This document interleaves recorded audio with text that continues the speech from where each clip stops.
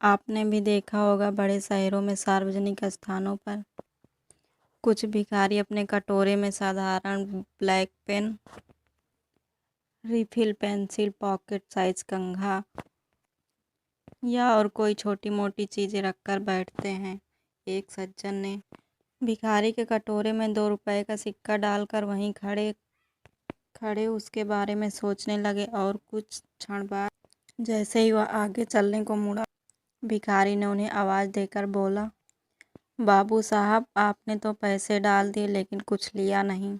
कटोरे में रखी पेन और पेंसिल कुछ भी आप ले सकते हैं। आपको जो पसंद है ले लीजिए। सज्जन बोले, अरे भाई, मैंने तो तुम्हें भिखारी समझ के सिक्का दिया है। भिखारी बोला, बाबू साहब, इसके बदले आप कुछ तो लीजिए, भले ही ये चीज़ें 50 पैसे की हो। अब वह सज्जन सोच में पड़ गया कि अब भिखारी है या दुकानदार, और उनकी तरफ मुस्कुराकर देखने लगा। भिखारी बोला, साहब, हालात ने मुझे भिखारी ज़रूर बना दिया है, लेकिन मेरा थोड़ा सा आत्मसम्मान अभी भी बचा है। अगर आप सिक्के के बदले कुछ भी ले लेते हैं तो मुझे कम से कम इतना तो संतोष रहेगा कि भिखारी होने के बावजूद भी मैंने अपना आत्मसम्मान नहीं खोया। यह सुनकर उस सज्जन की आंखें भर आई।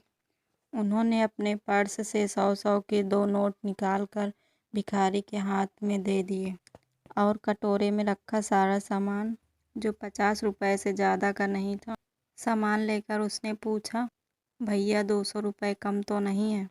वह भिखारी खुश होकर बोला, साहब, मैं आपका शुक्रिया किस शब्दों में अदा करूं? आप तो ईश्वर के रूप में आकर मेरे स्वाभिमान फिर से ऊंचा कर दिया। अब यह मेरा जीवन बदल देगा। जो पैसे आज मिले हैं, सुबह और शाम का अखबार खरीद कर बेचना शुरू कर दूंगा और फिर भिखारी बनकर कभी नहीं जीऊँगा।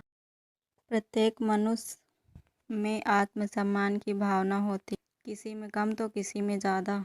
एक संत ने मुझे बताया कि जीवन बार बार नहीं मिलता। अब समय है कि मनुष्य उस चीज़ को पकड़े जो उसके भीतर है, फिर उसे समझने की कोशिश करें, अपने हृदय की प्यास बुझाएं ताकि जीवन में शांति आ सके। इसका मतलब ये है, हम पहले खुद को जानें और अपनी पहचान करें और फिर खुद को सही रास्ते पर लाकर आनंद से जिएं।